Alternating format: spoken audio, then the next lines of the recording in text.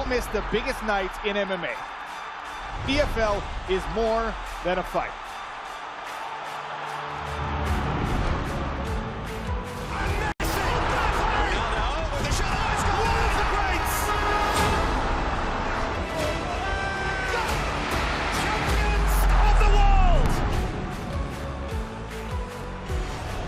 There's all to play for, which is so exciting. These teams have to come in here and give it their all.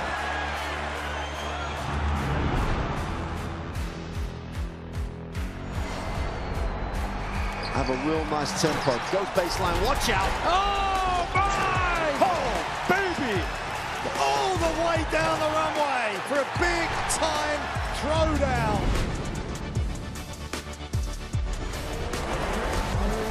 That's a lot of fans out there. Look at that! The drama keeps continuing, Jenny. This is just brilliant.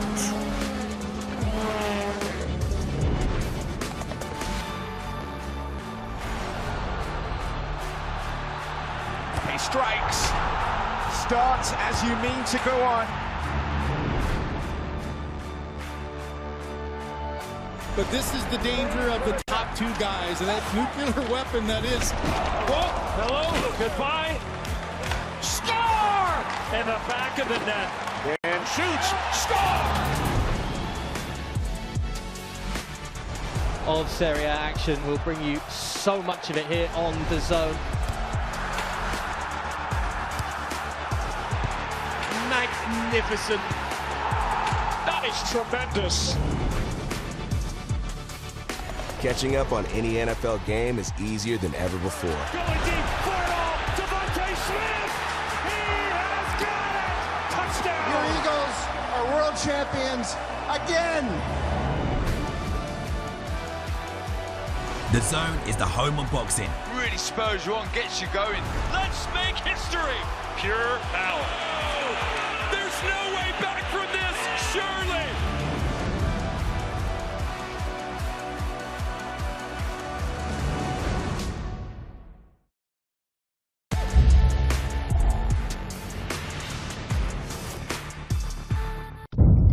The following program is recommended for those 16 and over, as it contains sporting violence, possible bad language, and flashing imagery.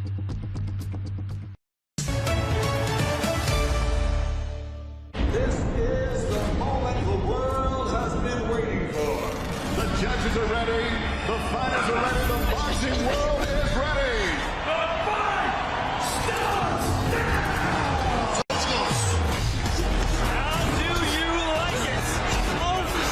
So aggressive, so focused. It all comes down to this.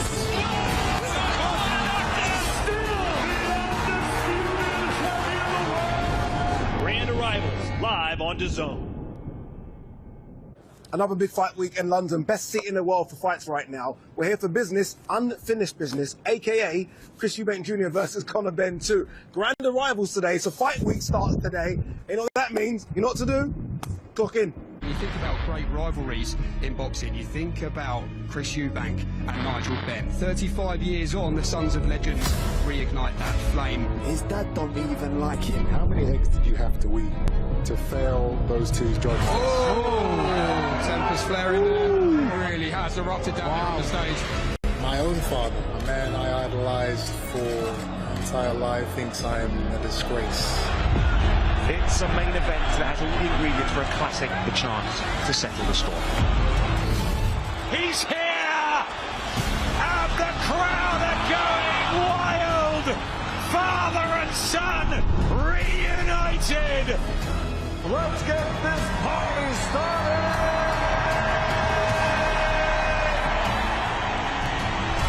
Bad blood, genuine hatred. The story is like no other. Chris or Conor. Here we go. Big right hand from Eubank. Back comes Benn. He's knackered. Switch on. It's really heating up in there. How does the loser sleep at night? Oh, good shot from Eubank. And he walks right through it. Work. This fight living up to all the hype. Etching their names in history. Ladies and gentlemen, we go to the scorecards after 12 rounds. the winner by unanimous decision, Chris Eubank Jr.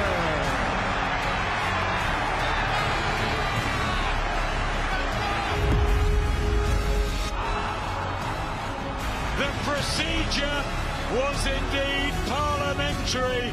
Chris.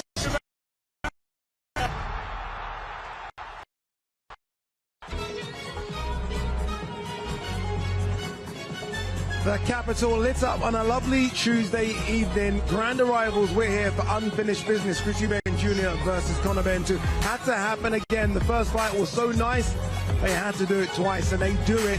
Tottenham Hotspur Stadium, same venue as last time, and we're expecting a same epic encounter as well. Welcome inside this magnificent venue in Canary Wharf, East London. Welcome inside the studios as well. Adil Adipo alongside my two favourite friends in boxing, Barry Jones and Darren Barker. How are we, gents? Darren, how you feeling? Yeah, good.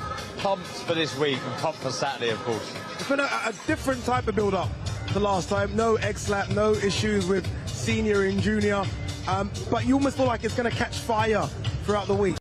Well, they're polarising characters, so it will inevitably catch fire because their personalities will clash. But they had to sell a fight. They had to sell it the last time because we didn't know what we were going to get. Now we know how good the first fight was, so they know they've done their job. You sell the second fight by just watching the first fight. That's all you need to do. That's really it, isn't it? I mean, that's a good way of saying it. Yes, you still probably do need to do a bit of selling ultimately, right, to get the casuals in. All you got to do is just play a tape of the first fight and say, there you go, these guys are fighting again on Saturday. Yeah, look, you just need a good main event or main course. You don't need the starters or the hors d'oeuvres. We know that the main course is going to go as the first fight did. It's going to be round 13. It's going to be fireworks because of the pride that's on the line.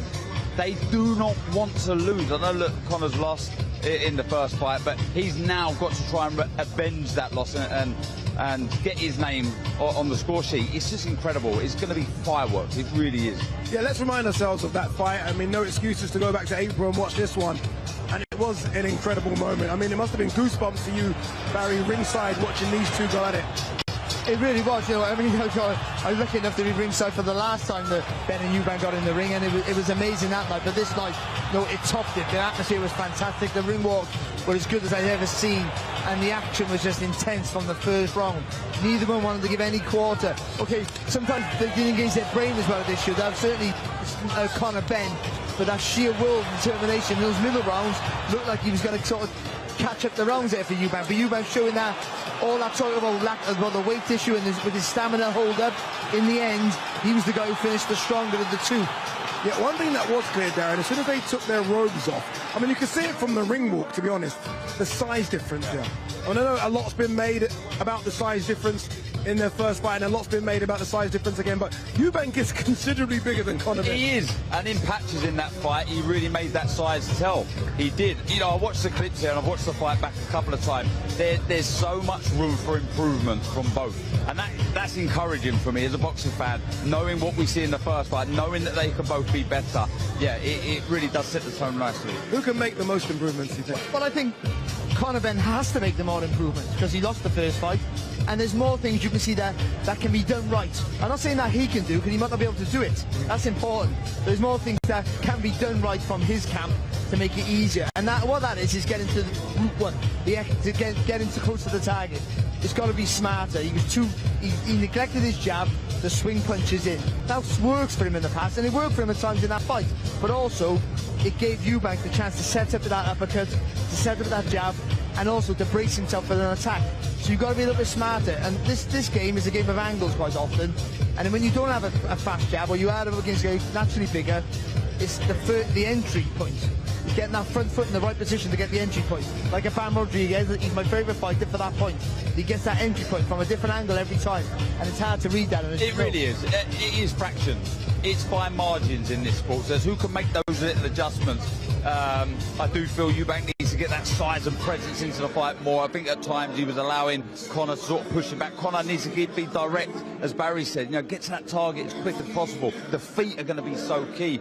Can they make the adjustments though? Can they do it? Who will do it? It's a brilliant encounter. One thing we didn't really see in the first fight was a jab. It was just right hand heavy. They were both trying to knock each other out and knock each other out viciously. So it was more of a fight than a boxing match. Yeah. Who wins a boxing match?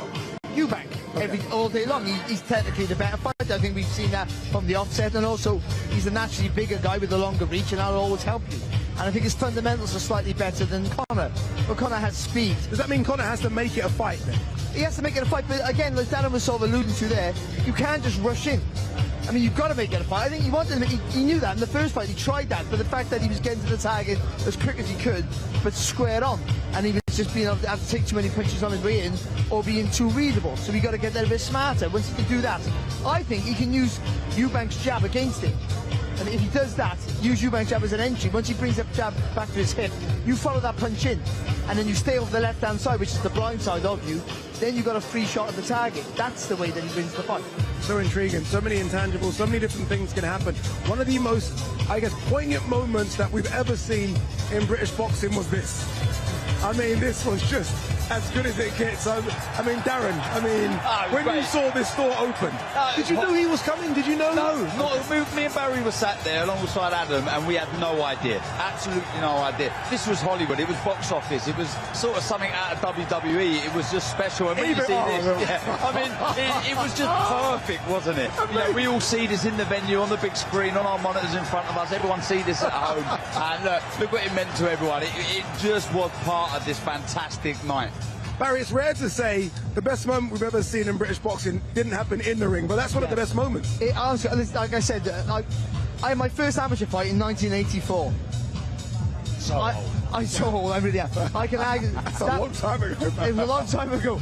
I would argue to say that was one of the best moments I've ever been involved. I've been around or watched or seen. Wow. I mean, being there, maybe because we were there live, I don't quite know, and I hope it translated back home. Yeah. It was an electric atmosphere. I felt like a kid again. We were giggling, grabbing each other, laughing, and I know you were like, we couldn't see you, but we could feel you. Yeah, I was going crazy just because.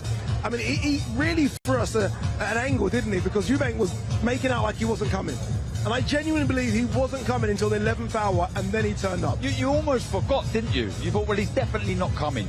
He's not going to be a part of the event. And you don't care, and you don't care. And then all of a sudden you see that. It was the drama. The Hollywood, as I say, it was special. It really was. Look, so many fantastic pieces have been done in the lead-up to this fight because it is such a big fight. Unfinished business, Chris Eubank Jr. versus Conor Ben. So let's remind you of these two going back and forth, the face-offs, the war of words. Here's a little snippet.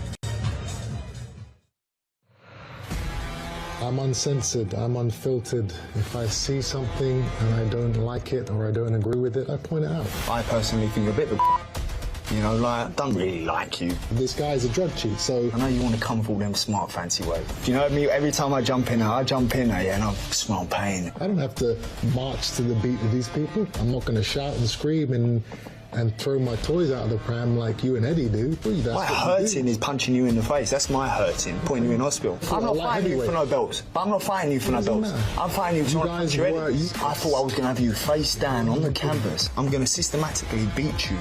I am not going to stop until I am pulled off of this guy. Well, after a handshake. So happy.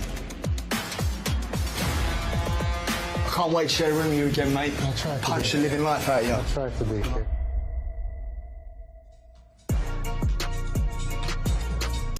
Oh, those two. Remember, you can watch all of that action on the DAZN app in the locker room. Fantastic new page set up for things like that. Just make sure you go on it. It's on DAZN's YouTube page as well. All right, this is the undercard. It's almost an undercard that I feel like it's been forgotten. Mickey Talon takes on Bazan Shahid. Sam Gilley versus Ishmael Davis could be, and I think probably will be, fight of the night. Richard Riatford takes on Tommy Welch. Adam Azim was supposed to take on Zelaya Abdullayev. He takes on Kurt Scooby. Maybe even a tougher step up, that one for Adam Azim. Jack Catterall, 147-pounder now, trained by Bose Ennis. The dad of Boots Ennis takes on Echo Usman, coming off that really good win against Josh Taylor. And then, need we say more about these boys? Chris Eubank Jr. takes on Conor Ben. No title, bragging rights galore, which are bigger than titles for both of them. Of the undercard, which one intrigues you the most? Which one kind of has gripped you? So I think they're all really, really interesting fights, but for me it's Sam Gilley and Ishmael Davis, because I've seen Sam Gilley fight at his best, by the way. I mean, the Louis Green fight? I mean, when he beat Drew Brown to win I think it might be the English title or maybe Southern Area Hall. It was a York Hall classic. I mean, unbelievable. He doesn't look tough. He looks like a tall boxer you can get inside and rough up. But he can punch hard, and he's as tough as brute. So Ishmael Davis, who's going to try and walk him down and beat him up, and he might very well be able to do that, is going to come up against lots of resistance. And I think for me, I think that explodes very early. When was the Windsor Park show we all did together when Ishmael fought Kevin Ajaku? Because it feels like a very quick turnaround for Ishmael. Yeah, look, he'll fight anyone. He will. He doesn't care, does he? He wants to be busy, wants to be active, and really wants to make a name for himself. But a fight I like on the undercard is Azim Scooby. Yeah. I think it's a really good fight because the winner there is very, very close. For those who don't know, Scooby's a big, big puncher. Lots of knockout. His knockout percentage is ridiculous. Very stocky at the weight. Stocky, physically very strong, but the speed of Azim's been spectacular. It's world class, so that's a good fight. And Scooby's massively improved. I think the last 3 or 4 fights, I think he's massively improved. He's a busier fighter. But again, Azim is potentially a generational talent. Yeah, Kurt Scooby, college football as well, so he's got that kind of strength, isn't he? Really strong legs. Jack Catterall versus Eko Usman has completely gone under the radar. Jack Catterall was with Jamie Moore for nearly a decade. He's now with Bozy Ennis. I wonder what they can add to him. Eko Usman, as I mentioned, coming off that incredible win against Josh Taylor. I have no idea how this fight's going to play out. I feel the same, because Usman is made for Jack Catterall and is a nightmare for Jack Catterall in the same breath. So I'm not sure what it's going to be, whether it's going to be actually the wrong time of Catterall's career and he just swarms him, or whether he just walks onto everything that Catterall throws. I think I can see both happening. I mean, you have to go with what you know, and Catterall being the more seasoned fighter, a thoughtful fighter, he wants someone to come onto him so he can show those beautiful southpaw skills. But Usman has this engine that is probably in British boxing is unrivaled. Incredible. His nickname, isn't it? Yeah, it's incredible. It really is. I think Jack Catterall has to look good and has to show levels here. It's been a while, hasn't it? I didn't think the Harlem Eubank performance was that great, if I'm honest. I think stylistically, I've never exactly, but still, I feel you've got to sometimes show that your levels. And I think he needs to show that now. Usman is a very good fighter. We see that against Josh Taylor. He was losing some of the early rounds, wasn't he, against Taylor, but he comes firing back. But look, when he gets in his groove, Catterall, he's a very, very tough man to beat. He sits back on that back foot and he fires out jabs, and he likes to, dominate the range. But this was a scrappy, messy affair. It was an awful fight, let's be honest. I mean, both of those guys just didn't mash, did it? It didn't make any sense. What do you make of the switch to Bozy Ennis? Yeah, I'm not quite moving to America. Sometimes you think, sometimes you just need a new voice telling you whatever to revigor you. Other times you search for something that's not there anymore. But I think if we're going for Jared Ennis, then if you can nick a bit of him, that's always a good thing. I mean, a thoughtful fighter, but who wants to hurt you with every shot. Jack's maybe lacked a bit of that at times. Yeah. I think Jack's been a victim of wanting to look good rather than be good sometimes in his career, if that makes any sense. Yeah. And I think just a little bit more assertiveness in his work will make him a much more dynamic fighter, and I think a better fighter for him. I think it shows ambition as well. There's still a lot of will to win there. To make that sacrifice, to go abroad, I think it shows how much he still wants it and how much he wants to, realise that dream of be a world champion, that he should have rightly so be. But yeah, look, sometimes you need more strings to your bow, and that's what he feels he's getting. All right, it's time to do this. Grand arrivals. The fighters are ready, as is one of the best MCs in the business, Mr. Thomas Schreiber. Let's throw it downstairs to you. Ladies and gentlemen, welcome to the Grand Arrivals for the ring. Unfinished business. Chris Eubank Jr. versus Conor Benn 2. This Saturday, November 15th at Tottenham Hotspur Stadium in London. We would first like to give a special thanks to the Kingdom of Saudi Arabia and the custodian of the two holy mosques, King Salman bin Abdulaziz Al Saud, His Royal Highness the Crown Prince Mohammed bin Salman, and Chairman of the General Entertainment Authority, GIA, and Saudi Boxing Federation, His Excellency Turki Al-Sheikh. This great event is being brought to you by Riyadh Season, Stella, Ring Magazine, Eddie Hearn for Matchroom Boxing, and Ben Shalom for Boxer, along with their great sponsors, Everlast, BYD, Cleans, Movember, Mr. Q, and Betfred. A big thanks to those great sponsors. Well, a reminder, ladies and gentlemen, that this great event will be broadcasted live, worldwide, exclusively on DAZN, and the last remaining tickets are available to buy now at ticketmaster.co.uk. Let's now get the grand arrival started. Our first two fighters competing Saturday in a scheduled 6-round flyweight contest. Let's first welcome from Bradford, Yorkshire, England, his professional record, 4 wins, 2 defeats, and 2 draws. Here is Fazan Fizzy Sheeds, Yorkshire, England. His professional record, 14 wins, 3 defeats. 6 of his 14 wins come by way of knockout. Here is Ishmael, the Black Panther Davis. You know what, Darren? That's almost surprising, just hearing his knockout record there, because every time I see him, he's so powerful and strong in the ring. I always thought if he sits on his shots a bit more, that knockout percentage could go up. Yeah, absolutely, I agree. Look, he's a work in progress. You've got to remember, very, very limited amateur pedigree, learning on the job. So that can come, that would develop. And that, I think 2 fights ago against Kevin Ajarko, it was a great fight, wasn't it? It was epic. Could have gone either way. He got the knockdown in the last, didn't he? But this man, as we said before, willing to fight anybody. Yeah, a lot of people thinking this could be fight of the night. Let's hear from Ishmael Davis with Junior. Okay, Ishmael, here we go. Again, I mean, we're almost getting tired of saying that when it comes to Ishmael Davis. No stranger to the biggest of stages, Wembley Stadium, Windsor Park, and now here at Tottenham Hotspur Stadium. Despite the setbacks, what is it that always encourages you to never be discouraged on your track? Listen, we're here to fight, man, and that's what I love doing. So Saturday is redemption. Saturday is a chance for me to let everyone know that this is actually the level a level I'm at. Seems respectful so far between you and Sam Gilley, but what has to be the attitude and the intentions for you to go home with the belts on Saturday night? Look, just like sparring, you know, before you get to a sparring session, you're cool, but then when you get in there, you're taking each other's heads off. So obviously he's giving me respect, I give him respect. You know, when a man respects you, you got to respect him back. But Saturday night, the British title's coming with me. Listen, just from speaking to people here at the start of Fight Week, many people picking this out to potentially steal the show and be fight of the night. When you look at the two styles, why do you think that is?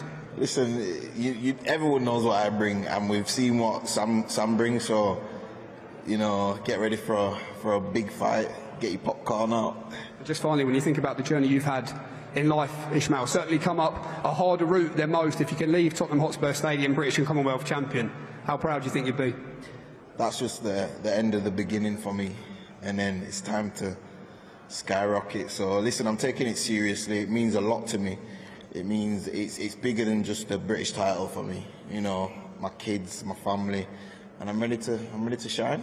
Anish, wish you the best of luck on Saturday night. Thomas Schreiber, back to you.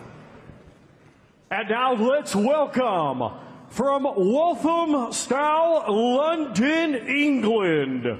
His professional record, 18 wins, just 1 defeat, 1 draw, 9 of his 18 wins by knockout. Let's welcome the reigning and defending Commonwealth Super Welterweight Champion, Sam Magic Man Gilley. Sam Gilley, just the 1 defeat. Now, remember, we were ringside when he was so disappointed in his last performance, a draw. And I think Barry's right. A bit earlier in the show, he said, this guy can fight. He really can. He can box as well. I mean, he's almost a complete package. We just need to know if he can go that other level. Yeah, and I think he'll be intrigued to find this out as well. Yeah, he's tough, he's game, he can box, throws a lovely double left hook upstairs and drops it downstairs. Yeah, a good fighter, tough man. Okay, Sam, listen, massive smile on your face. I guess today night, the chance to add the British title to your Commonwealth collection at the home of Tottenham Hotspur, a huge Tottenham Hotspur fan. When you're painting a dream scenario, I guess it's pretty close. By a mile, mate. And whoever done that music, I owe you some money, because that was unreal. But yeah, no, this is a dream come true. Even being in an event like this, I'm so used to your call. So this is a pinch yourself moment for me. So I'm incredibly happy to be here. Ishmael Davis has gained a great reputation in the sport of boxing over the last year and a half, 2 years, for the throwback attitude, saying yes to every challenge. What do you respect about him as a fighter? Mate, before I got matched with him, I was an Ishmael Davis fan. Like, how can you not? Like, the geezer gets in there, home, away, at last minute, whatever. He gets in there and puts on a good fight every single time. So, like, mate, I've got the perfect dance partner. Big respects for him, but it's time to go to work. What do you see being the big difference between the two of you in the ring, though? This is destiny, mate. This is my home.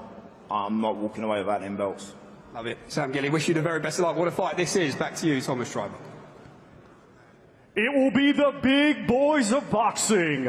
Our next two fighters competing Saturday in a scheduled 10-round contest. It will be for the vacant Commonwealth Silver Heavyweight Championship. Let's first welcome from Brighton, England, undefeated with 16 wins, 9 of his 16 wins come by way of knockout. Ladies and gentlemen, here is Tommy Hellboy Welch. Tommy Welch has been asking for a name, asking for a step up. Obviously, look, the son of the great Scott Welch, he's got it. He's got it in Richard Riakporhe, who is a name. This is a fight going seriously under the radar, and I feel like both guys wanting to crack that top 10 heavyweight division. This is an opportunity for both. Yeah, it is, and Tommy's a good boxer. You'll look at them both and you'll just think, oh, the size difference. Riakporhe looks huge, but Tommy is massively underrated. Lots of skill, and very, very tough. Tommy, welcome to Fight Week. Big smile on your face there, making your way onto the red carpet. You come from fighting family, of course, with your dad Scott, much like both sides of the main event. Two fighters you know well. You were there as a fan in April. How does it feel to be there as a fighter on Saturday night? I mean, look at this setup. We're in the game for these nights, and Saturday I'm going to take with both hands, and I'm really looking forward to it. You've been measured, build your way up nicely to 16-0, but what is this your big chance to show the world on the big stage? I come here unknown, and I will leave unforgotten. Quick word on Richard Riakporhe, second fight for him in the blue ribbon division up at heavyweight. He said when the fight was first announced and made, he wasn't too sure if he'd heard of Tommy Welch. How do you believe he is looking at you as a challenge ahead of this weekend? Listen, the guy's a fighter. You know, we're all in the same game. I'm sure he's prepared well. I hope he brings his best, because I'm bringing my best. Tommy, wish you the very best of luck on Saturday night. Thomas, back to you. And now let's welcome from Walworth, London, England, his professional record, 18 wins, just 1 defeat. 14 of his 18 wins come by way of knockout. Ladies and gentlemen, please welcome Richard the Midnight Train Riakporhe. I have to admit, I thought when I first saw Richard, it was a face-off between him and Lawrence Okoli, and I was like, he might be undersized for the heavyweight division. He probably still is, but he's grown. I can see him now. He does look like a guy 16.5, 17 stone. Who knows? He can punch, he can bang. He could be an interesting addition. And he could be the second coming of Richard Riakporhe. You know, this weight will suit him, I feel. A big puncher, and moving up the heavyweight will just help him detonate more power into the shots. Okay, Richard, second fight up at heavyweight. When you look at the transition you've made over the last 12 months, how's the body feeling? Feeling amazing. It's amazing. Honestly, it feels like a cheat code. This is the first time I come into 5 weeks with me feeling my legs underneath me. Prior to that, man, it was crazy. I didn't know how I did it. Listening to interviews, seems like it's all coming together under trainer Billy Nelson, who's been on a good run as well, by the way. Does this feel like a new phase, not just for you in the ring and how you're feeling up at heavyweight, but away and in the gym and away from boxing as well? Yeah, absolutely. You know, we have guys, stablemates like Bakoli in there, doing so many rounds, learning so much, working on simple things, because what I realize in this game is the simplicity of it that takes you further. After the big names at heavyweight to make a statement, and you hadn't heard necessarily of Tommy Welch. Now we're here Fight Week. What do you know about the man that's in front of you as a challenge? He's here for a reason, and I don't want any street. You know, I take all my and I respect everybody that jumps in the ring, especially with myself. Richard, every time I fight, it's always a statement, always. Top man, wish you the best of luck on Saturday night. Riakporhe, thank you, great fighting. Back to you, Thomas Tribe. Our next two fighters competing Saturday in a scheduled 12-round contest. It will be for the vacant WBO Intercontinental Super Lightweight Championship. Let's first welcome, coming to us from Duarte, California, USA. He brings a professional record of 18 wins, just 1 defeat, 16 of his 18 wins coming by way of knockout. Ladies and gentlemen, here is Kurt Scooby. Barry, I think this is an incredible replacement for Zaya Abdullayev. Kurt Scooby is a powerful puncher. He's known to a lot of the Zone subscribers in America, fights on the OSX cards over there. This is a tough fight for Adam Azim. I think it is, yeah. You know, like Scooby just so setup. You know, got really good balance. Okay, I mean, he might not have the fastest of hands, but he has great timing in that right hand and his power in it as well. So I tell you something, if he can get to Azim early and crack him with a good shot, he's got a good chance here. Kurt, enjoyed the energy this week that we've seen from you already so far, and it's only Tuesday. You said that there's no such thing as a short notice fight when you live in the gym, so when the call came to step in to fight Adam Azim, why was it such an easy decision? Alhamdulillah, I was made for this and I prayed for it. I'm ready for it all. What do you believe makes you different, Kurt, to the 13 men that Adam Azim has faced so far in a professional ring? They didn't come to win. I'm here to win. Again, I'm here to win. And just finally, he's highly regarded as one of the best young prospects in British boxing. How might life change for Kurt Scooby if you can win on Saturday night? If you need to correct yourself. Well, we'll say when. We'll speak it into existence from your perspective. Yeah, we speak things into existence. So, alhamdulillah, inshallah, all goes well for Kurt Scooby. And how might life change when you beat Adam Azim from your perspective? My life has already changed once I accepted Allah in my life. So, alhamdulillah, all is great. Victory is mine. Okay, Kurt, wish you the very best of luck on Saturday night. I'll stay on your good side, I think, this week anyway. Thomas, back to you. And now let's welcome from Slough, England, undefeated with 13 wins, 10 of his 13 wins come by way of knockout. Ladies and gentlemen, here is Adam the Assassin Azim. Big fan of this young man, Darren, and you forget he still is a young man, right? He's climbing up the rankings. Obviously, look, we want to see eventually the Dalton Smith fight, but there's so much to like about what this guy does in the ring. It is ridiculously talented. The speed that he possesses is world class. I've no doubt about that. The way he's going through his opponent is spectacular, and he'll be looking to do that again on Saturday night, I'm sure. Adam, good to see you. Welcome to Fight Week, a big stage for you to show your skills on Saturday night. Just tell the world at the first opportunity this week what this opportunity does mean to you. This is a massive opportunity, massive. You know, I've got a very good opponent in front of me. He can give me all the logic, all the talk, but it's not going to help him on Saturday night. He says no one you've faced so far has come to win. What do you make of his energy and what he's been saying so far this week? I'm just ignoring it. Like, that's a bit of childish behaviour. Look, alhamdulillah, I'm put in this position for a reason. Inshallah, I'll get the win on Saturday night. And you know what? I'm going to spend some quality time with my family, that's it. And listen, self-belief's a wonderful thing, a very important thing in the world of boxing, but why do you believe his self-belief just won't be enough against you on Saturday? Well, he can keep doing the talking, but there's going to be a really good performance on Saturday night. Setting up a massive year as well, when you look at where you are positioned at 140 pounds right now. So many huge fights on the horizon for Adam Azim. 100%. After I beat him, you know, I'll be calling Devin Haney out. Okay, don't mind that at all, Adam. Wish you the best of luck on Saturday night. We'll get you to leave this way, Adam. That one's building nicely already, isn't it? Back to you, Thomas Triber. It's only Tuesday, by the way. Our next two fighters competing Saturday in a scheduled 12-round contest. It will be for the WBO Global Welterweight Championship. Let's first welcome the defending champion from Nottingham, England. His professional record, 22 wins, just 1 defeat, with 8 wins coming by way of knockout. Here is Echo, the Engine Ishmael.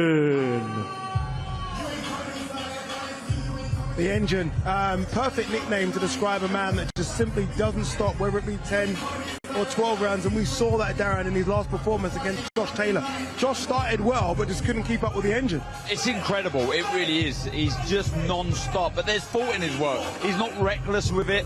A very capable fighter who still believes that he's got plenty left in the tank. It's incredible, and yeah, this one sets up nicely. It really does for a fantastic fight on this already incredible undercard.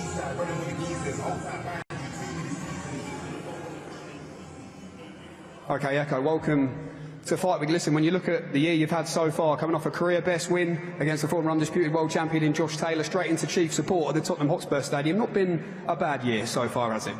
Yeah, not been a bad year at all, but I asked for those opportunities, so here I am, taking them and getting them. That momentum you have right now, how important do you think that is going to be, the confidence you have from that Josh Taylor fight going into this new challenge against Jack Catterall?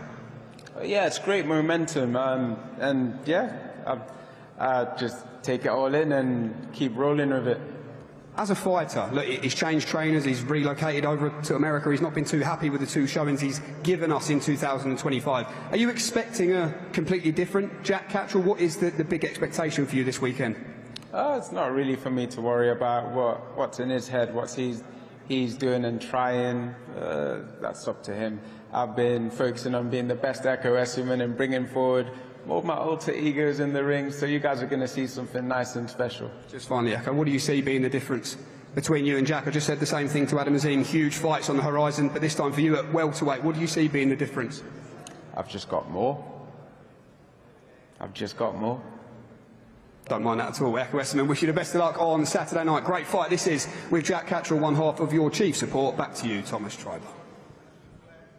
And now let's welcome the challenger from Chorley, Lancashire, England. His professional record, 31 wins, 2 defeats, 13 wins come by way of knockout. Here is Jack El Gato Catterall. Jack Catterall, a man that many should have been undisputed at 140 pounds. That story's now done. He's now at 147 and he's looking to chase down the champions. He has a very tough task in front of him, though, Barry. He does, because he's at the stage of his career where it's a must-win. I can't say he has to look good. I think he's right, but he has to win. He has the ability, does he still have the desire? Okay, Jack, welcome to Fight Week. Look, new beginnings for you, a new trainer in Bosie Ennis, but are we foolish, like I just said to Echo there, to expect a completely different version of Jack Catterall on Saturday night? Yeah, listen, at 32 years old, after the amount of fights I've had, you're not going to see a completely different fighter, but it's about them small adjustments, a fresh set of eyes, and I'm excited for Saturday now. When you look at where you are positioned right now, what is Echo Essuman in the way of in terms of what Jack Catterall still wants to achieve in the sport of boxing? Yeah, there's some huge fights, obviously, them world titles, we're after them world titles, but I know a win on Saturday puts me one step closer to them titles. You've been in with some of the best names, Jack, at 140, and now you're chasing the big names at welterweight as well. Just asked Echo there, what's the difference? And he said, I've just got more. When you look at the levels you've operated at, where do you put Echo Essuman on paper? Echo's a good fighter, a solid fighter, but I'm levels above him. I'm going to show that Saturday night. Jack, top man, wish you the best of luck on Saturday night. Chief support, Jack Catterall versus Echo Essuman. Back to you, Thomas Triber. That's a good one, isn't it? Chief Support's a fantastic one. Jack Catterall versus Echo Essuman. It's a great card on Saturday as well. But I think the best card of the year comes your way, November 22nd, Ring 4. Live, only on DAZN, November 22nd, the Ring 4. In boxing, gold is everything. And on this night, every fight feels like a main event. David Benavidez, the undefeated Mexican monster, defends against Anthony Yarde, London's heavy hitter. A warrior who's gone toe-to-toe with the best and has the power to end anyone's night early. But the action doesn't stop there. Devin Haney, a two-weight undisputed king, chases history in yet another division versus Brian Norman Jr., the undefeated champ. While Bam looks to unify more of his division if he can break Fernando Martinez. Plus, Abdullah Mason and Sam Noakes clash at lightweight for the WBO title. This is more than a fight night. It's 4 world titles in 4 different divisions. It's the night of the champions. The Ring 4, November 22nd. Watch only on DAZN. Incredible fight card, it really is. That Ring 4 card, I mean, they just said everything. I don't need to add to it, but honestly, I think fight card of the year. And then look at this one, December 27th. They're on the same card. They're so close. Nakatani and Inoue. Inoue takes on Picasso. If he wins, if Nakatani wins, then we're promised that those two are going to get it on in the new year. And Serrano back already after that defeat to Katie Taylor. She takes on Cruz 2. All that coming up on the Zone in the next couple of months. All right, great to have this man with us. You just heard him on stage. He joined us in studio. That man, Adam Azim. Kurt Scooby. Yeah. It was supposed to be Abdullayev. Yeah. That couldn't happen for whatever reason. Kurt Scooby steps in. I think because of what Kurt's doing now, a tougher fight. Yeah. Yeah. Well, to be fair, both of them are very tough fights. You know, Abdullayev is no joke itself as well. He's fought in Devin Haney, he's fought Linares, he's fought in Ray. So he had a good resume. Kurt Scooby, good opponent, very dangerous as well, but I feel like Abdullayev was the more harder fight. But I'm not looking past Kurt Scooby because he's in the way for me for winning a world title. A bit of trash talk as well between you and Kurt. I mean, you're not one to trash talk. Yeah. I would say more from Kurt's angle. You've got to retaliate. What would you make of that? You're not really used to that. No one really does that. To be fair, like we had a bit of altercation yesterday. I heard about that in the reception. So he come up to my face, and I said to him, "What are you going to do about it?" I just said to him, like, but he can make all these faces, he can trash talk, but it's not going to help him on Saturday night. Adam, I know on yourself. Yeah. Are you surprised at all at the rate and the way you're dispatching of your opponents? Yeah, everything's going really well. Like the momentum. Unfortunately, I'm not this year, due to the fights that I got cancelled in June, and then obviously I've got a better opportunity right now. I'm fighting on obviously the Conor Ben Eubank, so it's a bigger platform now. So I feel like everything happens for a reason. Speaking about happening for a reason, I mean, everything's timing in this sport. You've come into a division recently in the last couple of years, which is latent full of talent. But Dalton Smith gets a chance for the world title in January.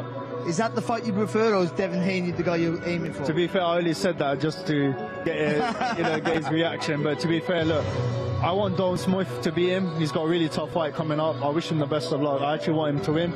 It'll be a bigger fight for both of us. Hopefully I'll do my job on Saturday. He does his job.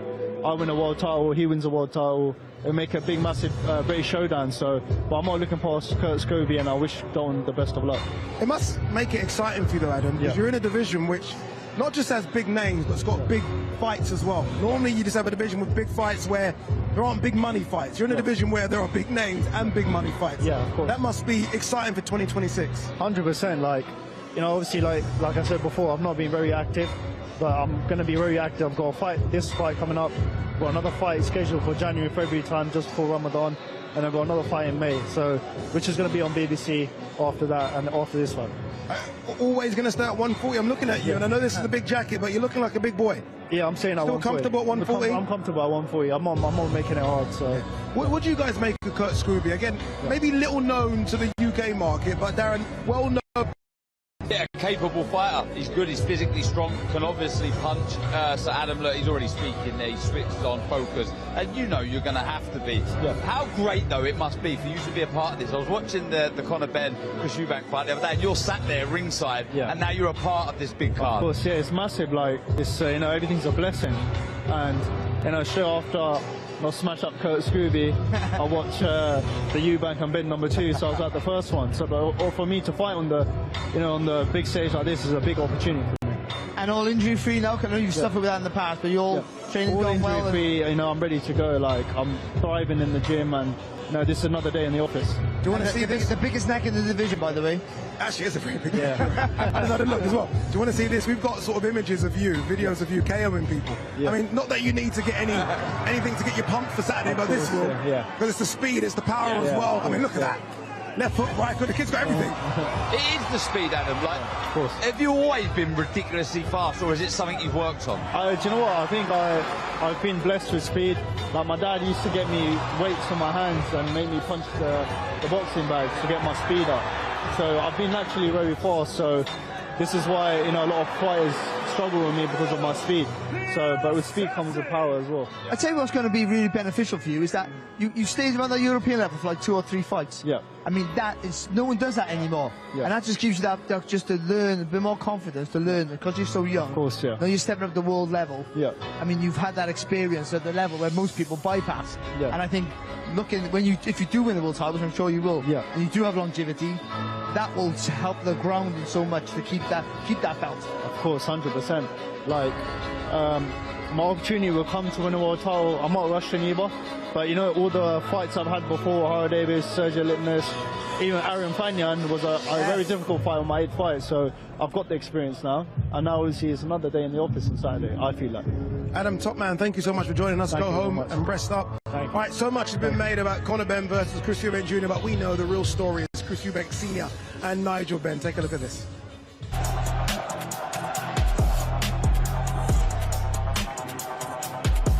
Massive characters, so different, polar opposites. They're the perfect dance partners. You're either Team Chris or you're Team Nigel. There was no in between. Here you had two diametrically opposed individuals. On the one hand, the kid from East London streets, attitude, violent. Nigel Benn would walk into my office and I would never know if he was going to try and hit me or burst into tears and sob like a baby. Completely unpredictable. Nigel Benn was my favourite fighter growing up. Fierce outside the ring, fierce inside the ring. His nickname was the Dark Destroyer, and I think he embodied that. There's almost this scare factor with him. He's the kind of guy you wouldn't want to see down a dark alley. He would scream every time he knocked somebody out, like he wanted to beat him up again. On the other side, you have Eubank. He would dress in exotic clothes purely because he knew it would get him front page on the tabloids. The perception was that Eubank was the cocky, arrogant one, you know, the showman with the big truck. What I saw was a physical specimen that had put in a lot of work. He was the master of technique. Nigel Benn was the master of violence. I just want to go in here and throw hell for leather at him. Not boxing. Don't want to stand up there and box. I want to go in and have a fight with him. That was my attitude. Eubank, initially, most people hated him because of his attitude. It was like, who do you think you are? He walked around like an English country gentleman. He upset a lot of people. But they all bought a ticket to watch him coming, hoping he'd get beat. My father was the underdog, the great pretender at the time, the guy that people thought was a bit of a hype job. Over a period of time, they began to appreciate the enigma that was Christopher Livingston Eubank. We just clashed. We were just so different, me and Chris. Nigel Benn did have a lot of hatred for my father, and it showed. My dad couldn't stand seeing you. Still has to have a lot of patience with him to this day, so I completely get it. Nigel Benn was so destructive, and that's what he brought to the ring, a very different kind of style to Chris Eubank, and that was one of the most important components of this whole rivalry. You don't get more of a beef in boxing than you had with my father and Nigel Benn. Grand arrivals, unfinished business, and it's unfinished business between those two, Chris Eubank Jr. and Conor Benn. We're going to see both men step on stage in a matter of moments. Joining us in the studio is Jack Catterall, who's now with Bozy Ennis. That still feels weird for me to say. I remember when Callum Smith first went to Buddy McGirt, and he spoke about how Buddy just kind of unwrapped everything he was doing, and it was quite humbling. But what's it been like for you being out in America, someone looking at your style for the first time and just giving you pointers? Yeah, it's been nice to have some fresh eyes on the job, so it's been good. I'm in a new environment now with new fighters and new coaches, and they may be seeing things in a different light to other people, so it's been good, and my back's been against the wall. I'm out there and I've got something to prove, so it's been good. How hard was it to leave someone and a team that you've known for 10 years? It's more than just trainers, they're like family. How difficult was that decision to make? Yeah, and they still are family, and the way it got explained and the way it is this decision's a business decision. It's nothing personal, so, but like after that 8-10 year relationship, it becomes difficult, but I've only had support from Jamie and Nigel with my decision going forward, so it's nice. And the sacrifice, Jack, it obviously shows bundles of ambition. How much is left, do you believe? Yeah, there's a lot left. I feel reinvented. I've had 8-10 weeks in America. Like you said, big sacrifices. I had a baby son the week before I left to go away, so it's been hard, but that's how serious I am. I feel good. I've been training hard, and I'm excited for this challenge on Saturday. And do you think it is a challenge for you on Saturday? Because no, you've been, you should be undisputed champion of the world, of course. We all thought that, but you've been there, and Kurt hasn't quite been there yet, and he's on the way, and he's a massively improved fighter. But do you think, are you at the at Echo? Sorry, do you think that Echo's trying to get out that domestic level? Is your mind on it that you're thinking you're much better than him, or do you think it's still a test that you're going to... No, I've got the challenger mindset. I know Echo's a threat. he's a serious fighter, and people have been telling me, oh, he's just going to come forward in straight lines and that. He does stuff that maybe the general public don't see. He's a slick fighter. Yeah. I've got my work out Saturday, but I'm serious about it. I'm ready for it. Does the goal remain? Is it still to become a world champion? 100%. That is the goal. And I know, without looking past Saturday, a victory Saturday puts me one step closer to them world titles next year. This was Echo Usman versus Josh Taylor. You had Echo in for sparring, didn't you? Yeah. So you guys are used to each other. Was you surprised by Echo's performance? Did you expect this to play out the way it played out? You know what, I thought Taylor started good in the first 4 rounds, but I set the blueprint for him, so he should thank me really. I finished him off the fight before, but I was happy for Echo that night. We went out there as the underdog and do what he needed to do, so hats off to him, but that wasn't the Taylor that I had in 1 and 2. No, I think we can all agree with that. You know, when you look at the 147 division, I mean, a lot of people, maybe rightly or wrongly, you can answer this and say it's probably the weakest in terms of champions. Do you look at it and think, 1 second, if I get past Echo, I can get on with Rolly Romero tomorrow, Barrios tomorrow, Crocker tomorrow? Do you look at those and think these are avenues to a world title shot immediately? Yeah, that's what's so good about the welterweight division. You've got 4 individual champions. You've got Barrios, you would say he's not the strongest champion. Rolly, these are all fights. We've got Devin Haney fighting next week against Brian, so that's a good fight. Crocker, another in-house matchroom fight to be made, so there's a lot of good fights to be made. Do you feel that this is the... I know you're chasing a world title, but no... Have you put it to bed what happened? A long time ago. It's not easy to do, mind that. No, to think that I should have been this, and that baggage to stay with you. But I've not got it, and I'm going to get it. I'm going to get the world title, 100%. I love that. How do you deal with the outside noise, Jack? And you would have heard it, the Harlem Eubank performance, Arnold Barboza, which wasn't your best, and a lot of people predicted you to win that. How do you shut that down and say, okay, no, I just need to concentrate on what I'm doing, and we'll get it done. We'll get it done correct, because you've got all the tools. Everyone knows that. We've always known that. How do you silence that kind of noise and the doubt? You know what, I don't think you can teach that. I surround myself with good people. I've got a good family. I've got a good network of people to speak to, and that's just noise to the side.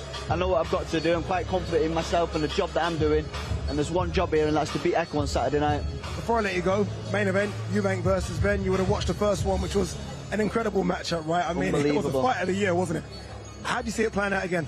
You know what, this time round I think the fight, I mean, it's got to have taken so much out of both fighters, but you would think that it's took more out of Chris, and I feel like Conor this time, we take the emotions out of it, and he's going to go in there, and I believe Conor's going to do it on Saturday. Oh, I like it. Everyone's going either ways, which shows it's a good fight. Jack, honestly, good luck in your fight against Echo Usman. Obviously, it's not just Jack that's got a new trainer by his side. Chris Eubank Jr. has got Bomac back as well. This is a little peek of Chris Eubank Jr. with Bomac. Come on, dig into that soul, Chris. Come on. Show the that you want this partner. Show the that you dig.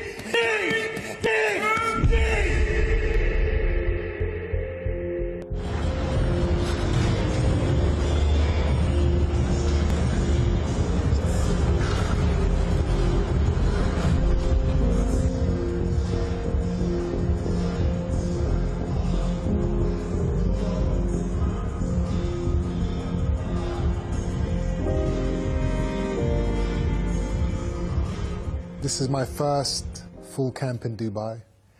I've actually, I've wanted to train out here more consistently for a long time. It's the perfect environment. The gyms are amazing, the nutrition, the food, the sun. As long as you don't get distracted with all the distractions of Dubai, I think it's an amazing place to kind of focus and hone your skills in the fight world. Beautiful. Work the roll. Work the roll.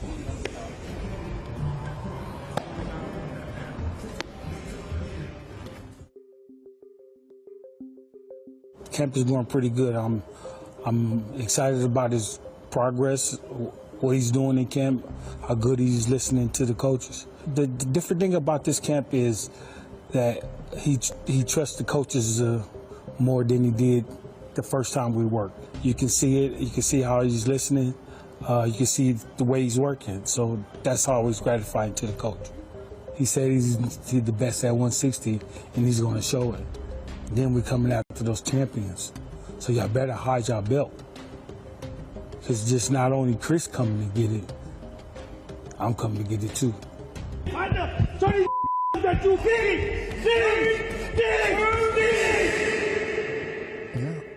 Womack is a very intense and an emotional human being when it comes to boxing, when it comes to training fighters, and I love it. You know, everything he was saying and doing,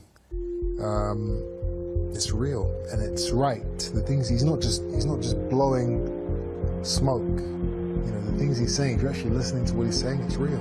It's the truth. Get it! Get it! Come on, push yourself! Push yourself, son! Here we go! Go! Come on, keep it up! Keep it up! 4, 3, 2, cover! Yeah, that's the only difference from the first fight to this fight, right? The addition of Womack, Jonathan Banks, who I think is a really good trainer, has been replaced by Womack, who I guess gave maybe Chrissy's best performance ever against Liam Smith the second time round. Yeah. So why not revisit that coach if he's available? I think so, but I think Chris Eubank is so long in the tooth now that I don't think that you can really change what he does. I just think, and even instructions in the corner, I think he's so used to thinking for himself that you can make a difference, of course. But I think once the fight happens, and I think all fighters, if you can't think for yourself, you can win a championship. You can be a good fighter. So, and because he's so used to doing that, I think once the fight comes, he'll do what he wants to do anyway. But it can hurt him, right? That's for sure. You've got a guy that trains arguably the greatest fighter on the planet right now. So that involvement can only be a good positive thing for Chris. Is that almost Chris tipping his cap to Conor to say, I need to get Womack in here? Like everything was right, and I now need to get Womack. Is that almost like Chris admitting to the world that Conor was actually good on fight night, and I need to go out there and get the best trainer I possibly can get? Well, he did say it, didn't he? He said he underestimated Conor. Maybe he thinks to himself, yeah, I do need to be at my best here. I think he responds well when he has a coach, a new coach, Chris Eubank. We see with Roy Jones, he got behind the jab, started using the jab, a shot I feel we've neglected a lot. Jonathan Banks added something, and Womack certainly, as you said there, in the Liam Smith. You're going to have to be at your best at a fight of this magnitude when you know your opponent's going to be making those adjustments, going to be trying to be a better fighter, which Conor certainly has to. But yeah, he's doing the right thing in my opinion for Eubank in this fight. 36 now. Sorry, go on, Barry. No. I tell you one thing though, Womack, so Terence Crawford against Canelo showed the importance of a good jab. How a good jab can win you the fight. That jab won him the fight that night. And I think, as Darren's already said, Chris's jab will be key on Saturday night if he gets it right. So maybe Womack with the jab might be all he needs. And it was, wasn't it? In that first fight, there were stages in a lot of the rounds when Chris Eubank Jr. got behind the jab, he was having his best success. It was setting everything else up. 36 now, Chris. Not too many hard fights, but the last one was most certainly a tough fight. George Groves springs to mind, Liam Smith as well.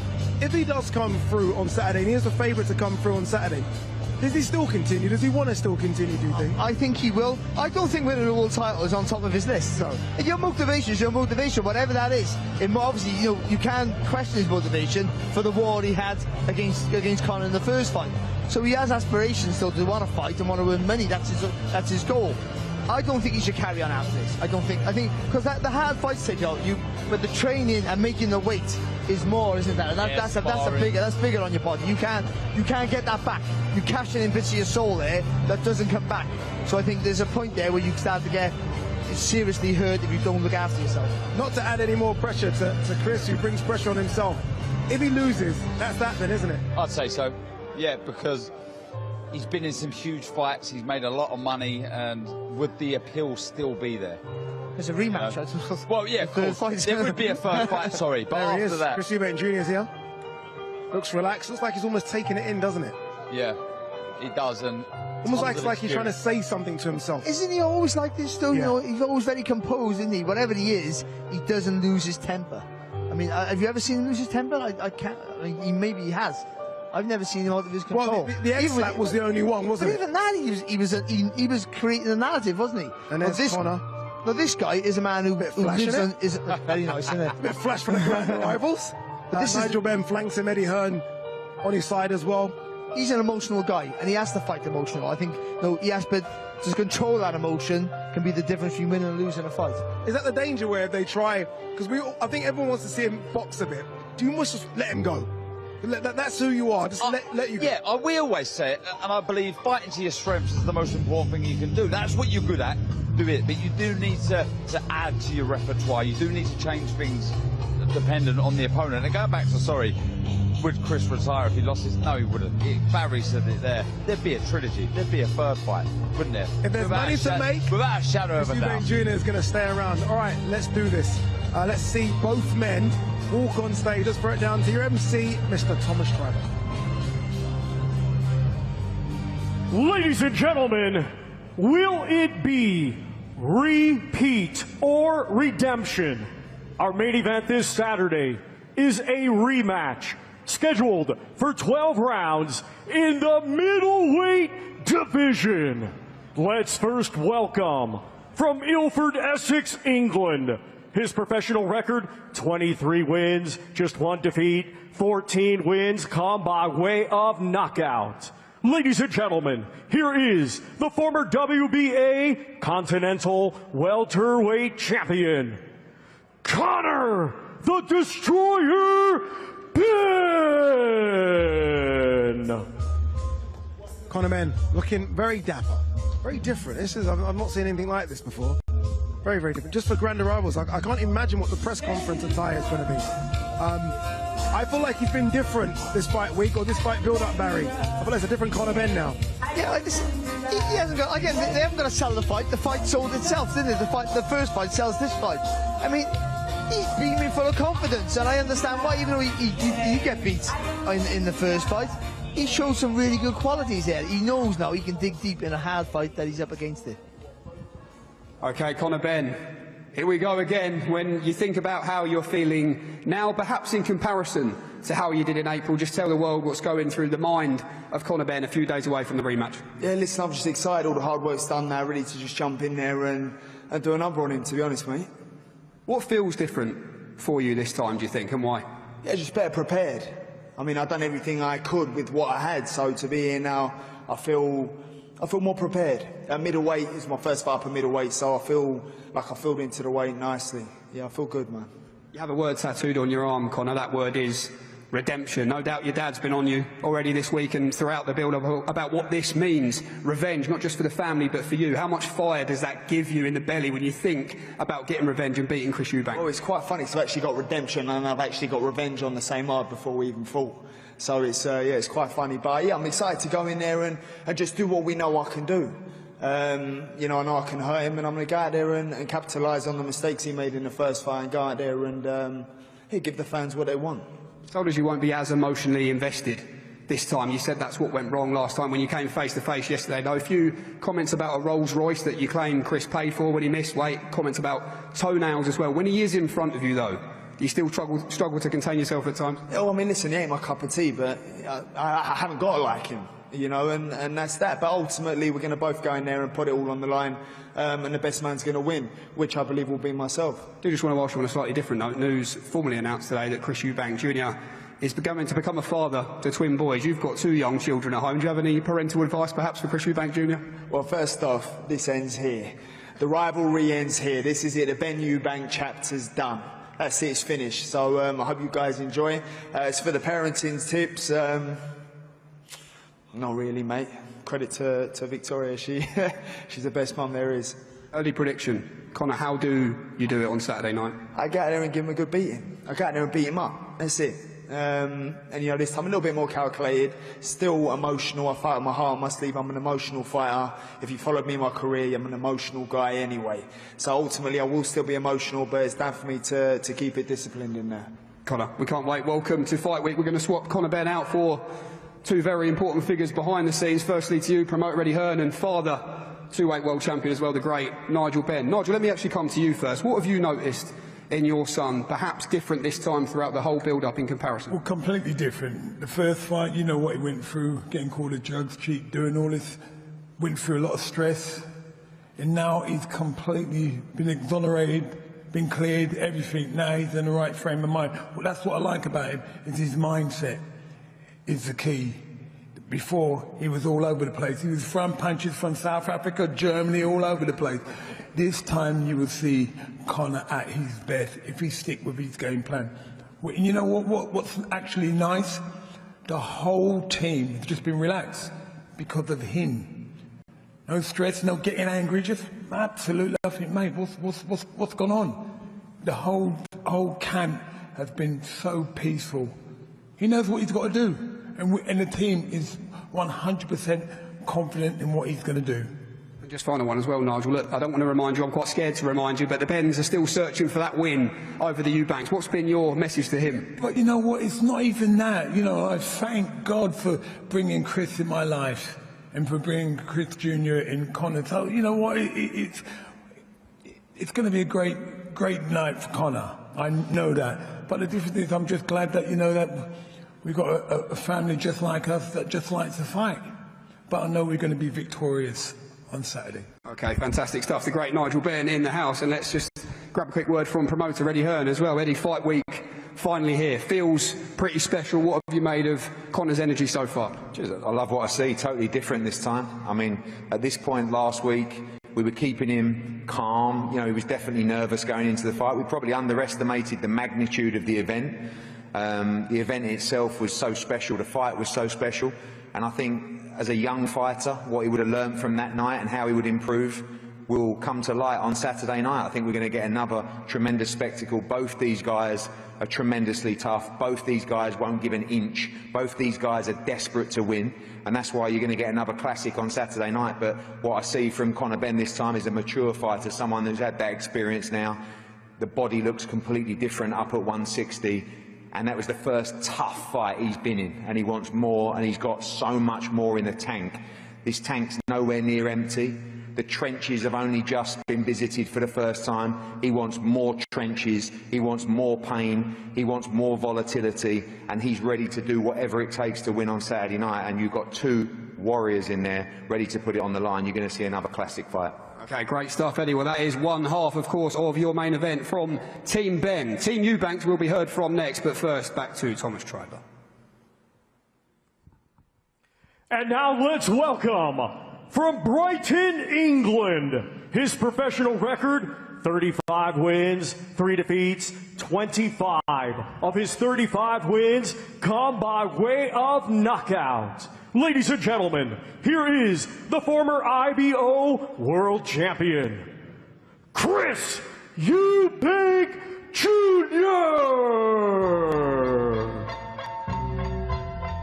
The enigma, certainly an enigma, good fighter as well, backs it up, and has always been fantastic in this build-up. And I feel like the mistakes he made last time, particularly the weight cut, I think he's going to get spot on this time. He can't get it wrong twice. Yeah, it's going to be difficult for him, but it is for most fighters, but I think it's not making it, it's how you make the weights. I think no, I think he would have got it right. He looks a lot healthier already, let's be honest, and I think we might see a better Chris Eubank, and if we do, it's going to be a harder night for Conor Benn.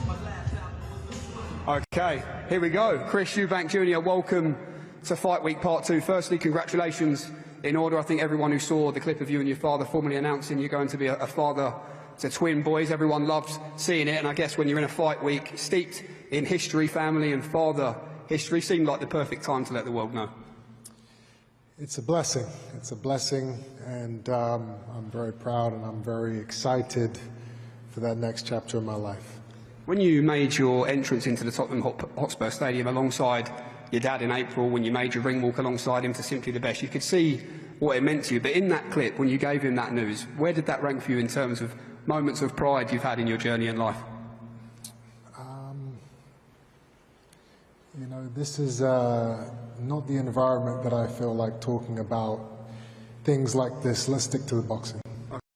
In terms of the mindset, then, let's talk about that and the motivation. You've already beaten Conor Benn. You cemented what many thought was Eubank's supremacy in April. So what is the big motivation for you this time round?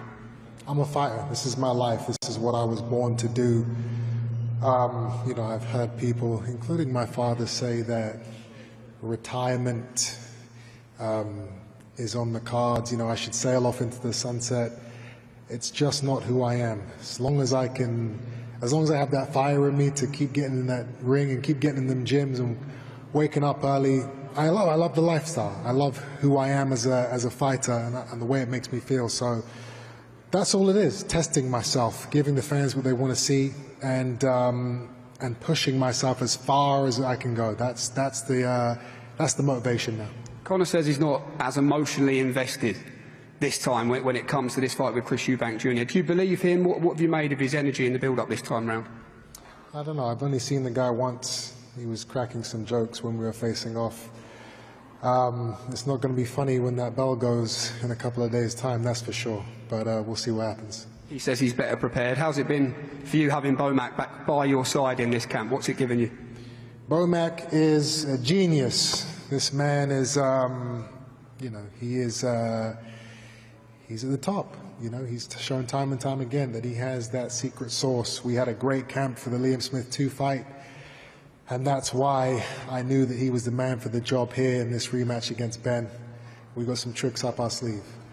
But Mac, why is this a relationship that works, fighter and coach? Because we both got the same thing in common: win. What do you see being the difference, or perhaps the similarities on Saturday night? How do you believe your man does it? We going out there just to get the win. You know, if a knockout's there, he in shape to get it. But right now, we just worry about the win and nothing else about it. Great stuff. Final one to you, Chris. I asked Conor the same question. You'll be asked this question a lot in fight week. But how do you see yourself beating Conor Benn on Saturday night when you do see the fight in your mind? By any way, by any form, by any means necessary within the rules of boxing. Whether it's a first-round knockout or a 12-round war, Chris Eubank Jr. will defeat Conor Benn once again. Fantastic. Chris, wish you the very best of luck on Saturday night. Thanks to you, Eubank, as well. Work time, y'all. Work time. Work time. I love it. Guys, back to you. Work time.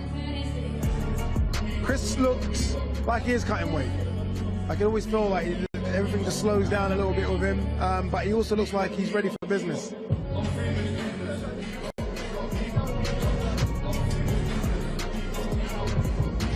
All right, this is what we've got coming up for the rest of the fight week. Media workouts on Wednesday. Thursday is the press conference where I expect there will be fireworks. Friday, the weigh-in, and then later on after weigh-in, Box Raw sparring, which is going to be very interesting.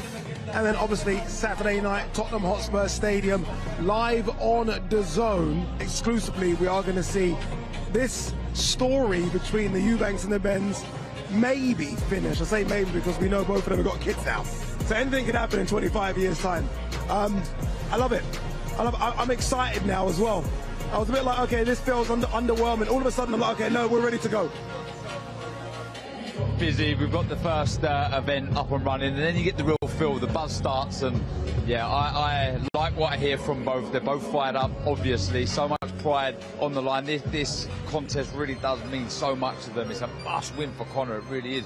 Chris won't want to lose though. He wants to keep that Eubank supremacy that he keeps talking about. The stage is setting nicely. What can Bomac add differently to Chris this time round that he wasn't getting from Jonathan Banks? I'm not saying from Jonathan Banks. Jonathan Banks might be giving it to him and he might not be listening.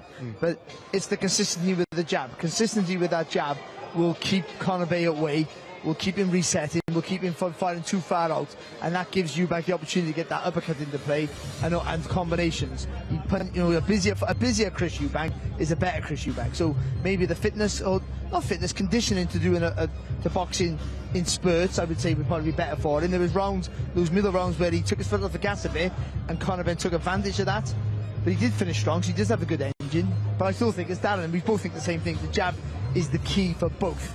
And it's certainly for Chris Eubank Jr. to keep busy with that jab and it be nice and sharp. I think Bomac as well, sorry Ade, will install some discipline, you know, and keep him centred and get him back to what's working. And it is that jab, it is keeping the distance, trying to impose that size into the contest, but correctly. Don't get carried away, don't get clumsy or greedy, work behind the jab, bring the feet in. And at times, when he was leaning on and throwing shots around the side of the body, around the side of the head, they were taking effect. I'd say what he never did, and I think with Bomac they might do, because Terence Crawford does it, is set traps. I think you're trying to set traps for Conor Benn, try and invite him in, almost half show him something to give him an opportunity to make that mistake for you to really put it on him. I think if he can push Conor Ben back, keeping that distance as well without getting too short with the punches, I think he makes it an easier night for himself. One thing Conor Ben did say is that this is his first time fighting at middleweight, last time in April. Although he's fought above the welterweight division for a few years now, first time officially a middleweight. Yeah. This is the second time round. Surely there's things they learn from what weight is he going to be good at in the ring this time round. Exactly, yeah. Look, he's not alien anymore. He's got a feel for it. He's got a feel for the power, the presence, and the skill experience, albeit it's only one. It was 12 hard rounds, and you bank that from it. You'll feel better as a fighter, you'll feel better as a person having that experience. And yeah, he's in a good place, and he's going to have to be in the best place possible, Conor, if he's to get the win Saturday. You think of their dad's first fight back in 1990, and it was a war. I mean, they were trying to rip each other's heads off. The second fight wasn't that. The second fight was a war in some part, but more. I almost feel like it could almost replicate that a little bit. It could, but I don't want it to. It could, but without being disrespectful, I think better fighters, better boxers, I would say, more skilled than the dads. So I think they understood how to go to them, so they were trying to be a little bit smarter. I think Conor can't do that, and I don't think Chris will allow that. He'll have to fire back. So I think it's just as exciting because they're not maybe as technically as good. Yeah. Conor's trainer for so many years. He was your trainer, Tony Sims. Doesn't really like to talk, doesn't really come and do all the things on stage. What would he be telling Conor in terms of mentally getting prepared for this? And that's a big thing, the mental side of it, to keep your composure, don't lose your head. Again, I use discipline for Chris Eubank Jr. I think the same thing required for Conor Ben. He's going to have to stay focused, switched on, and listen to instructions. Don't let his heart rule his head. Okay, 3 have become 4 in the studio. Chris Eubank Jr. has joined us just as we're playing a bit of Conor Ben as well. We had you up earlier, Chris, I will say this. So we're not just showing Conor here. Here we go again, Chris. The only thing different, I guess, this time round is the addition of Bomac again. You made that decision to switch from Jonathan Banks back to Bomac. Bomac was in your corner for Liam Smith. Was that an easy decision? Because Bomac was very good. I mean, you got a really good victory with Jonathan Banks. Was that easy to switch to Bomac? I just knew that I needed a little bit of a different energy and a different direction for this camp. I didn't want to go in there with the same kind of strategy, and outlook on the fight. Bomac is a master at coming up with the perfect game plan. We saw that in what he produced with Terence against Canelo. So I'm very confident, I was very confident he'd be able to do the same thing with me and Conor in the rematch.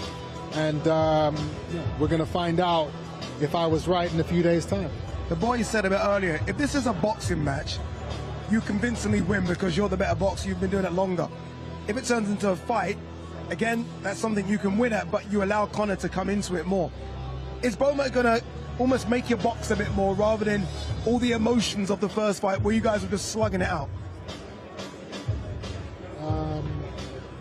I'm not going to tell you what Bomac is or isn't going to do. That's for the fans to see on fight night. It could very well be a war. It could very well be a strategic boxing match. Tune in, you'll find out. Chris, look, obviously you won the first fight and you did a lot well. What was it that you wasn't happy with the first fight? I got hit a few too many times. Got cut. No performance is ever perfect. There's always things you can look at and know that you can improve on. And that's what this camp's been about. Rewatching the fight, picking the things that I didn't do so well, working on those things, and looking at the things I did do well, and improving on those things. I've been lucky enough to cover most of your career, which has been a joy, by the way.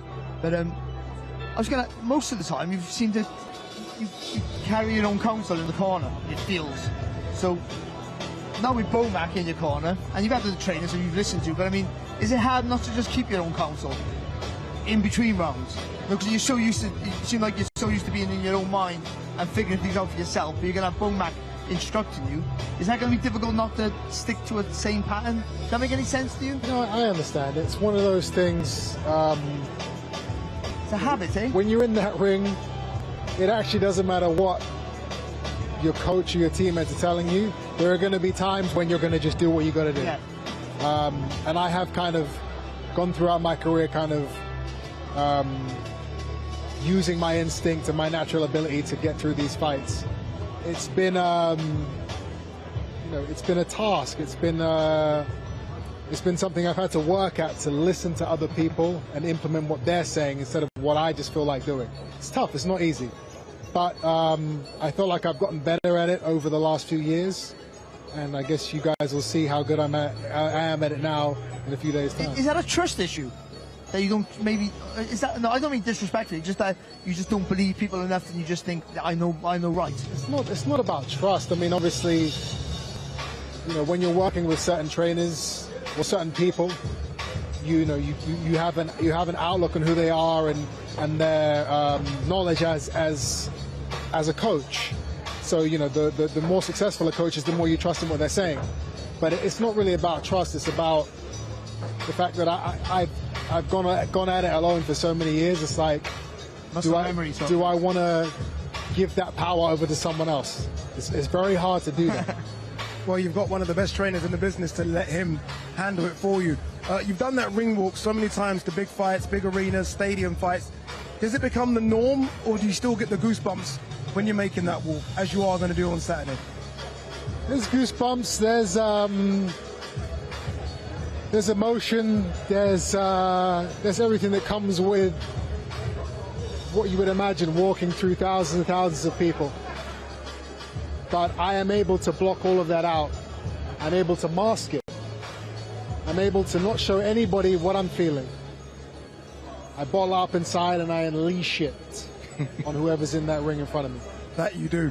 The build-up to this one's been completely different from the first one. The first one I felt was alarming at times.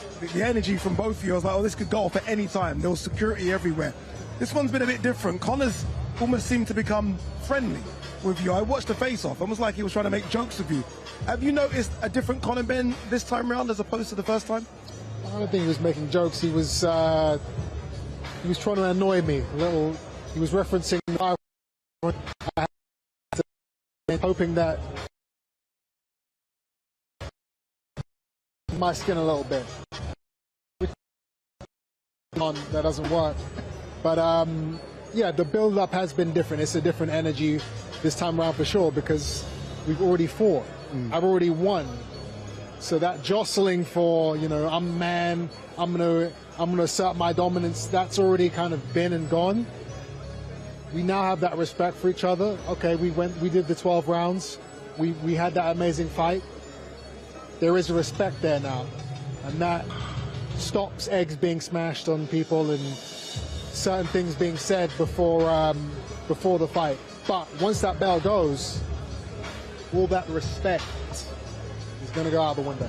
Final one, Chris. I think you mentioned on stage that your dad and other people were saying that enough's enough, right? Sell off into the sunset. When you look at the pound-for-pound list, and Usyk's going to be 39, Crawford 38, Bivol 35, Beterbiev 40. Do you feel like now at 36 you're still in the best shape you can be in to continue and have more and more and more fights for the coming foreseeable future? I was actually having a conversation about this the other week, and I don't know if it's because of, sports science and, and all these things which, fighters are now using to where they're able to continue perform at the elite level as they get older, or if it's just a weaker pool in the new generation coming up. Yeah. I don't know which one it is. Maybe it's a mixture of both. But for me, at 36 years old, I'm still strong. I still have that fire in me. My father's talking about retirement. That's a man who's worried for his... and I understand it. But if you were to ask him, if he was in my position... He would still fight. If he had the fire that was in my belly, if he had that at my age, would he have said no to a big fight? I don't think he would. I don't think he would either. Chris, thank you very much. Okay. Congratulations as well, Chris, as well. All right, look, loads more to come this week. But remember, this will take place at this magnificent stadium, the Tottenham Hotspur Stadium. So media workout. That's going to be fantasy we're going to see a little bit of stuff for people. But just to quickly remind you, we're going to have from Chris Eubank Jr. and Conor Benn. Here's why. On the zone, November 15th, Eubank Jr. versus Benn 2. For over 3 decades, 2 names have been carved into British boxing legend, the Eubanks and the Benns. From the father's sequel in the 90s to the son's sequel today. The greatest rivalry British boxing has ever seen. Their first fight was a modern classic, a fight of the year contender in front of the entire nation with the world on the edge of their seats. And this November, it's the rematch. Chris Eubank Jr. looks to close the case once and for all, while Conor Benn looks for his revenge. The greatest families in boxing go to war once again on DAZN. Eubank Jr. versus Benn 2, November 15th. Watch only on DAZN.